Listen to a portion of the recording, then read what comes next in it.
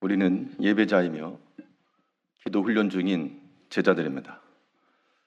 오늘 본문 말씀을 통해서 십자가의 언어, 용서, 십자가의 언어, 용서란 제목으로 하나님의 말씀 증거하겠습니다. 언어는 그 사람의 정체성과 같습니다.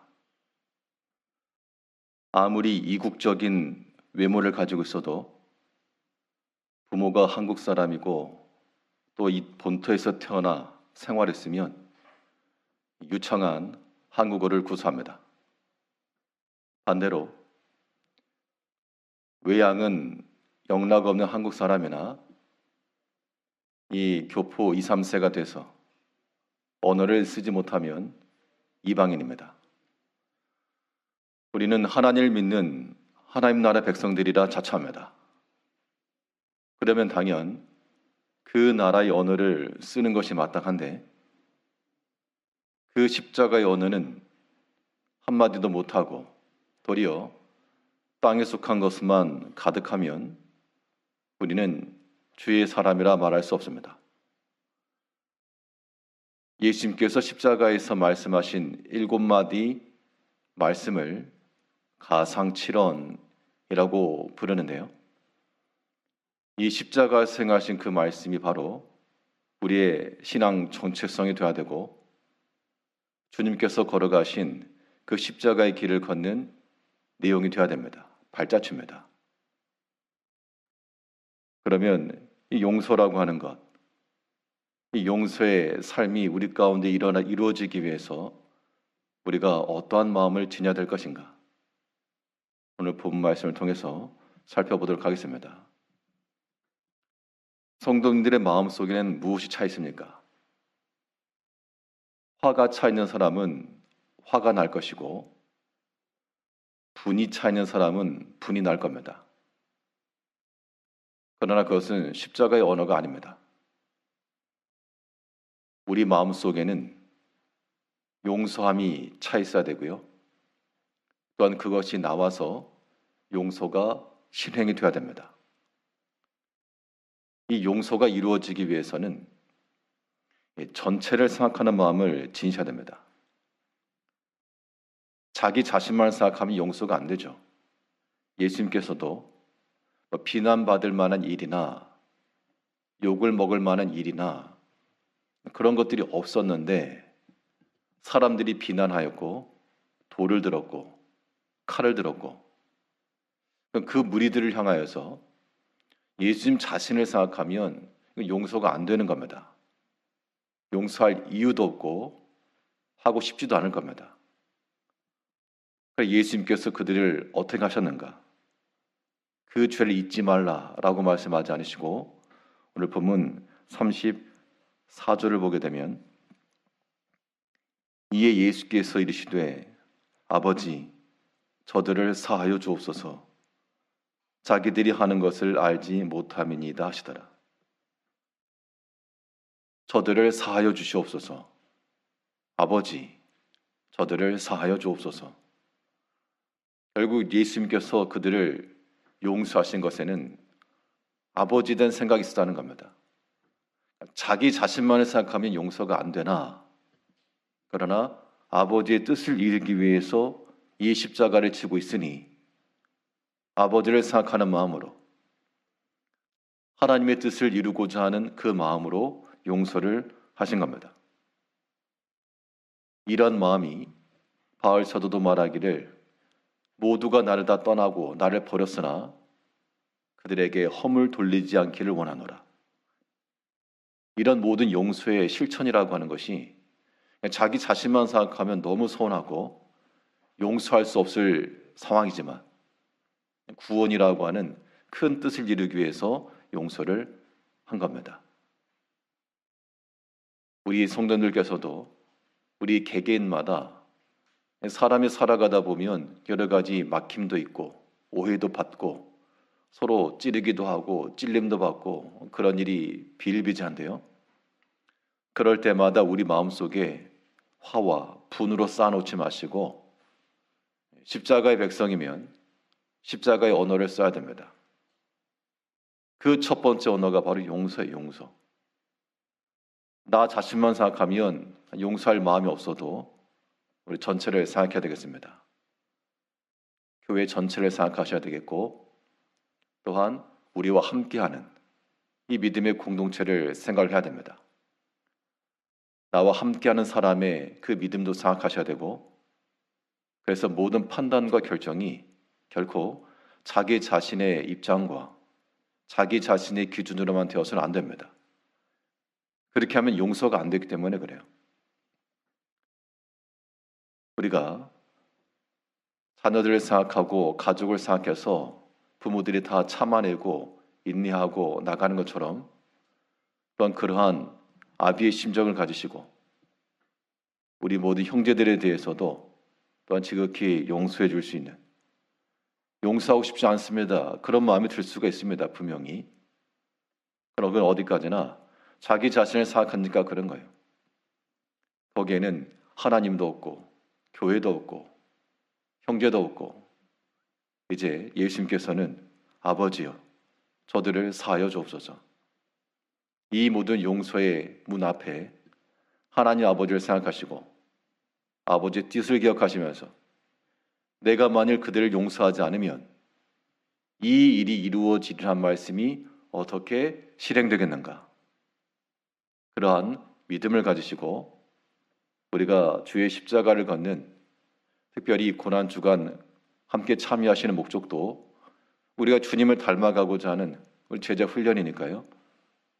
예수님께서도 용서하기 힘든 그들을 용서하셨으니까 우리 모든 성도님들께서도 용서하기 힘든 상황이 있을지라도, 혹은 그러한 사건과 사람이 있을지라도 다 용서하시고, 이건 우리 인격이 좋아서 그런 게 아닙니다.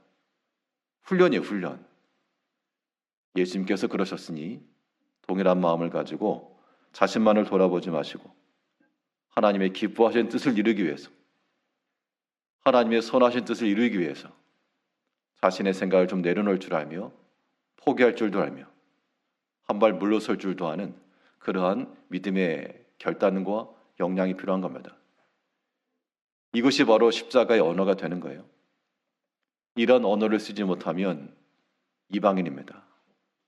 겉으로는 참으로 믿는 자의 모습이요, 호칭으로는 우리가 직분을 가졌어도 용서 하나 하지 못하면 이거는 무엇이라 말하겠는가, 말 못하는 사람과 똑같은 겁니다.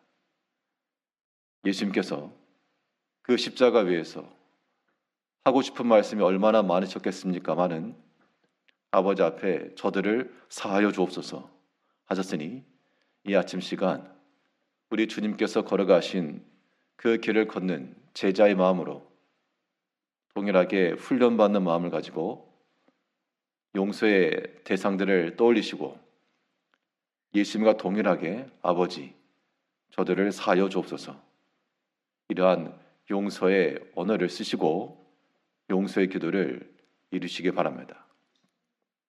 이 전체를 생각하는 마음이 용서를 가능케 하는 힘이 되고요, 또 이 용서가 이루어지려면 긍휼히 여기는 마음을 지니셔야 됩니다. 불쌍히 여기는 거예요, 불쌍히 여기는 거. 우리가 누군가를 불쌍히 여긴다 할 때 언제 불쌍히 여기겠습니까? 사정과 형편을 알지 못하면 이해가 안 되죠. 도무지 이해할 수 없다. 보통 그게 사람에게서 나오는 분과 화의 원인입니다. 이해할 수 없다. 도무지 이해할 수 없다. 그런 상황 중에 저 사람의 그런 형편이 있었는가 라고 하는 것을 알게 되면 그때는 이해할 수 없다와 같은 분노가 긍휼히 여기는, 측은히 여기고 불쌍히 여기는 마음으로 변하는 겁니다. 그게 용서입니다.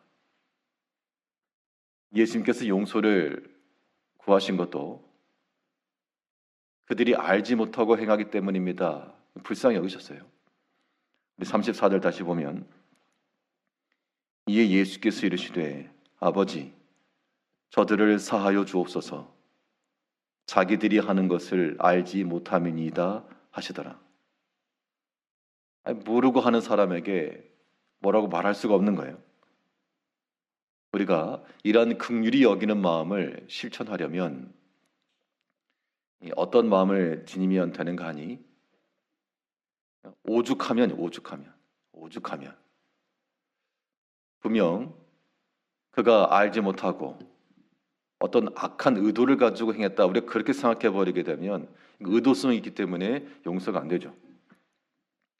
그러나 예수님께서는 분명 예수님을 죽이기 위해서 칼을 들었고 몽둥이를 들고 왔던 그들이었으나 그들의 행위를 가리켜 말하기를 저 사람 참 악한 자들이라, 일부러 저랬다, 그렇게 말씀하지 않으시고 저들이 알지 못하고 하였으니, 긍휼히 여긴 겁니다. 성경에 보게 되면 긍휼은 무엇을 이긴다 그랬는가 하면, 긍휼은 심판을 이기고 자랑한다 그랬습니다. 심판이라고 하는 것은 옳고 그름을 따지는 정의입니다. 정의. 누가 옳으냐, 네가 옳으냐, 내가 옳으냐, 이게 심판이죠. 옳고 그름을 가지고 시비를 가리는 거니까요. 그러나 그러한 옳고 그름에 대한 정의로움보다 긍휼히 여기는 것이 더 크다 그런 겁니다. 긍휼이 심판을 이기고 자랑한다 그랬습니다. 이제 우리 마음 가운데 내가 옳으냐 네가 옳으냐를 가지고 나가면 여기는 용서 안 됩니다. 내가 옳은데 어떻게 용서가 되겠으며, 상대방이 잘못한 게 명확한데 용서 불가하죠. 그러나 긍휼히 여기는 마음, 불쌍히 여기는 마음은 그러한 모든 심판을 이기는 것이므로 참 용서하기 어렵다, 혹은 분과 노가 드는 일이 있으면 예수님께 생각하신 대로 이것도 훈련입니다. 불쌍히 여기는 마음을 가지고 오죽하면, 이런 마음을 지니지 않으면 십자가의 언어를 못 쓰는 말 못하는 사람과 똑같은 거예요. 하루 이틀 우리가 배운 게 아닌데, 하루 이틀 공부한 게 아닌데 여전히 모르면 이것은 이제 책망의 대상입니다. 우리가 수십 년 동안, 일평생 동안 주를 따른다라고 말하고 있고요. 또한 주의 사랑과 용서를 배우고 있는데 그 한마디 실천하지 못하면 이것은 우리의 책망의 대상인 겁니다. 다른 사람을 책망하는 게 아니고 자신에 대한 책망이죠.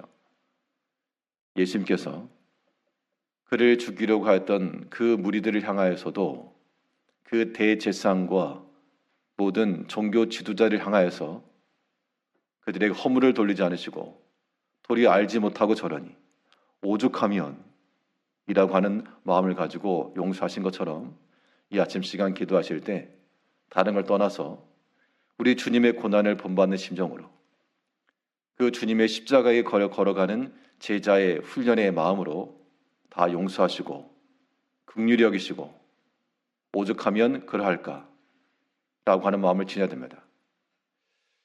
그런 마음이 안 되는데 어떡합니까?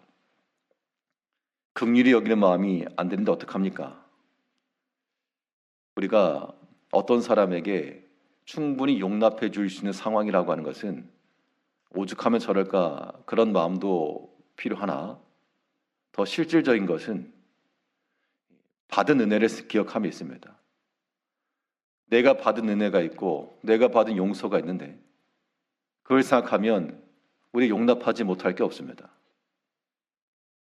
내가 누군가로부터 10가지 은혜를 받았으면 한 서너 가지를 나눠주는 것쯤은 그 정도는 충분히 할 수 있죠. 그거 못한다 그러면 그건 본인이 잘못된 겁니다. 내가 100가지 은혜를 받았는데 한 10개, 20개 나눠주는 것은 충분히 할 수 있는 일입니다. 왜 내 것을 가져가느냐가 아니라 내가 이미 100개를 받았으니 내 것도 아니었는데 한 10개, 20개 나눠주는 거 충분히 할 수 있다는 겁니다. 내가 한 100개, 200개를 나눠주려면 어떻게 할까? 한 1000개, 2000개 받으시면 되는 거죠. 우리가 하나님께로부터 받은 은혜가 몇 개입니까? 도대체 개수를 생각해 보시라고요. 양을 생각해 보시라고요. 액수를 생각해 보시라는 겁니다. 우리가 형제들에게 용납하고 용서해 주는 거, 그 작은 거 못 해주는 거, 받은 은혜가 없다는 겁니다. 하나님 앞에 받은 은혜가 없으니 하나님의 사람이 아닌 거죠. 용납은, 용서는 내가 선택할 수 있는 상황이 절대 아닙니다. 무조건 이루어져야 될 내용이에요. 받은 은혜가 크면 큰 만큼 더 크게 용서할 수 있습니다. 용서하지 못한다는 것, 은혜 받지 못했다라고 하는 나의 수치인 겁니다. 예수님께서 그가 당하셨던 고난과 수모와 그걸 기억하시면서 일을 가신 건 아닙니다. 아버지, 저들을 용서하여 주옵소서. 알지 못하고 그러하나이다. 이제 주의 길을 걸어가는 주의 제자들로서 훈련은 어려워도 하는 것이고 내키지 않아도 해보는 겁니다.